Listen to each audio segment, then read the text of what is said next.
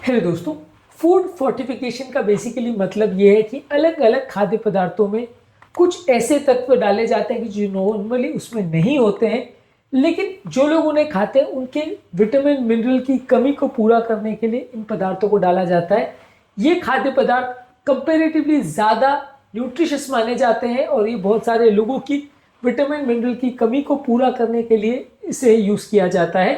Fortification basically एक strategy है जो WHO भी सपोर्ट करता है अलग अलग फूड को ज़्यादा न्यूट्रिशियस बनाने के लिए और अलग अलग विटामिन और मिनरल्स कॉमन लोगों तक पहुंचा पाने में सक्षम होने के लिए। लेकिन ये फूड फोर्टिफिकेशन होता क्या है, कौन कौन सी चीज़ों में यूज़ किया जाता है और इसके बेनिफिट्स क्या हैं, इसके टाइप्स क्या हैं, ये सारी चीज़ों पर आज हम बात करेंगे। आज का टॉपिक फूड फोर्टिफिकेशन पर है। टॉपिक पर जाने से पहले जो लोग हमारे चैनल पर नए हैं उन्हें रिक्वेस्ट करूंगा कि चैनल को सब्सक्राइब करें। यदि टॉपिक यूजफुल करे तो दूसरे लोगों को जिनको इसके बारे में आपको लगता है जिस इन्फॉर्मेशन से फायदा मिलेगा उनके साथ इसे शेयर करिए। टॉपिक के दौरान कुछ इंटरेस्टिंग साइंटिफिक फैक्ट्स, कुछ प्रैक्टिकल यूटिलिटी की बातें, कुछ साइंटिफिक स्टडीज के बारे में आपको बताऊंगा जो आपको ज्ञान भी देंगे और हैरान भी करेंगे। टॉपिक के दौरान हमारा फाइनल वर्डिक्ट और हमारा एक्सपीरियंस और हमारे ओपीडी की कुछ किस्से कहानियां भी आपको बताऊंगा, इसलिए बने रहिए हमारे साथ एंड तक। चलिए शुरू करते हैं हमारे साथ ये हेल्थ का सफर।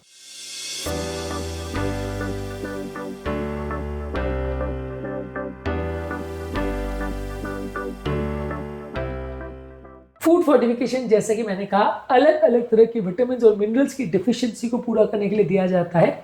इस मामले में iron, iodine, folic acid, vitamin A और विटामिन डी ये सबसे कॉमनली दिए जाने वाले खाद्य पदार्थ है। अलग अलग खाद्य पदार्थ ऊपर से तत्व डाले जाते हैं ताकि वो फूड प्रोडक्ट जो है ज्यादा न्यूट्रिशियस हो जाए और कॉमन लोगों तक वो तत्व या मिनरल जो पहुंचाना लोग चाहते हैं या गवर्नमेंट पहुंचाना चाहती है वो उनके पास पहुंच जाए। फॉर एग्जाम्पल आयोडाइज नमक बहुत सालों से आता है। आयोडाइज नमक बेसिकली नमक में ऊपर से आयोडीन डाला जाता है। नॉर्मली नमक में आयोडीन नहीं होता है, लेकिन गांव गांव में जहां लोग आयोडीन अलग से नहीं खाते और जो लोग सी फूड नहीं खाते, आयोडीन की कमी की वजह से उनको गोइटर की बीमारी ना हो जाए, वहां पर उन लोगों की बॉडी तक आयोडीन को पहुंचाने के लिए ये सॉल्ट में ऊपर से इसको डाला जाता है। इसी तरह आटा और ब्रेड में अलग अलग तरह के विटामिन, खासकर विटामिन डी और बी ग्रुप के विटामिन डाले जाते हैं ताकि लोगों को खून की कमी ना हो, कुछ बर्थ डिफेक्ट्स ना हो। इस मामले में फोलिक एसिड और अलग अलग तरह के आयरन और अलग अलग सब्सटेंसेस भी आटे और ब्रेड में डाले जा सकते हैं। दूध में अक्सर विटामिन डी और कैल्शियम डाला जाता है ताकि वो हड्डियों की हेल्थ को इम्प्रूव करे। चावल दाल वगैरह में विटामिन और मिनरल्स, खासकर बी ग्रुप के विटामिन, आयरन और फोलेट डाला जाता है।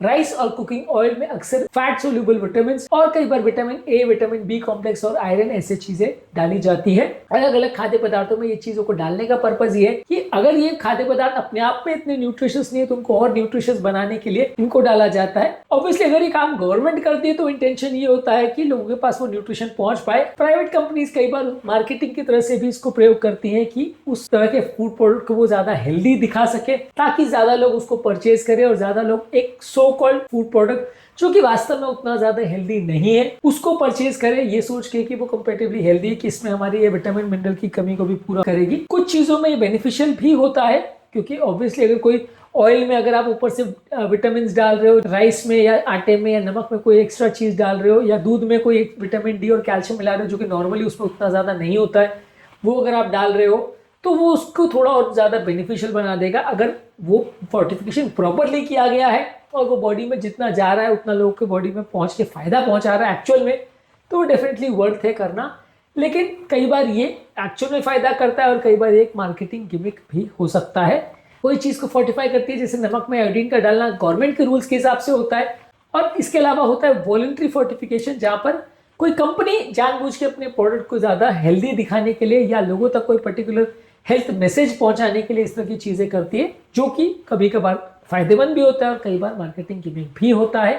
अलग अलग चीजों में क्या तत्व डाला गया और एक्चुअल में कितना फायदेमंद है, इस बात पर डिपेंड करता है कि वो फोर्टिफिकेशन एक्चुअल में वर्थ था या यूजलेस एक्सरसाइज। ये फोर्टिफिकेशन अपने आप में एक चैलेंज है क्योंकि ये जो न्यूट्रिएंट है वो किस फॉर्म में डाले गए, कितने स्टेबल है, कितने बायोलेबल है, लोगों की बॉडी में जाके एक्चुअल में फायदा कर भी रहे हैं या सिर्फ एक मार्केटिंग गिमिक है, इसको भी असेस करना जरूरी है। कई बार इस तरह के न्यूट्रिशन देने वाले तत्व अगर इरेगुलर वे में दिया जाए या अनरेगुलेटेड वे में दिया जाए तो फायदे के बदले नुकसान भी कर सकते हैं और जिनको जरूरत नहीं है, जिनकी बॉडी में ऑलरेडी ज्यादा है, उनकी बॉडी में पहुंच सकते हैं। फॉर एग्जाम्पल अगर किसी की बॉडी में आयरन की कमी नहीं, उल्टा आयरन टॉक्सिसिटी है या हीमोक्रोमेटोसिस का पेशेंट है, उसको आप ऊपर से जबरदस्ती और आयरन खिलाओगे तो उसको फायदा नहीं नुकसान करेगा।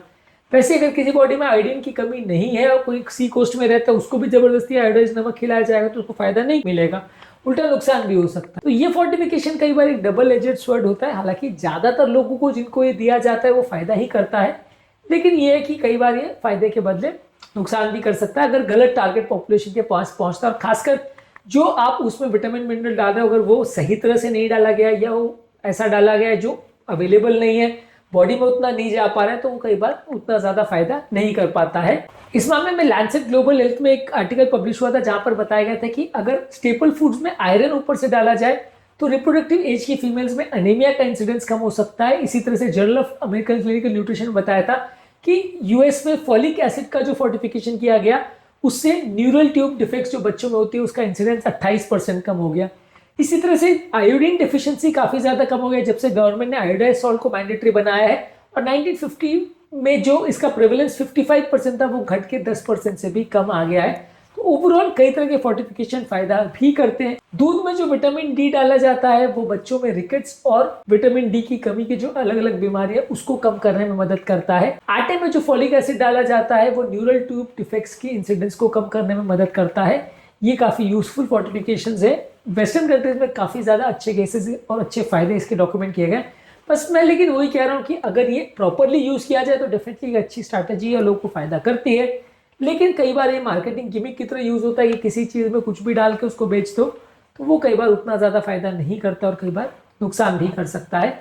अलग अलग न्यूट्रिएंट्स की बायोबिलिटी कैसी है उस पर डिपेंड करेगा। जो चीज आप डाल रहे हो वो कितना कॉस्ट इफेक्टिव है ये भी कई बार जो है इंपॉर्टेंट फैक्टर होता है। कई बार जो फूड प्रोडक्ट आप बेच रहे हो उसमें जो विटामिन मिनरल आपने डाला है वो बहुत ज़्यादा इफेक्टिव नहीं है या बहुत ज़्यादा मात्रा में नहीं डाला है, कॉस्ट बहुत बढ़ा दिया है।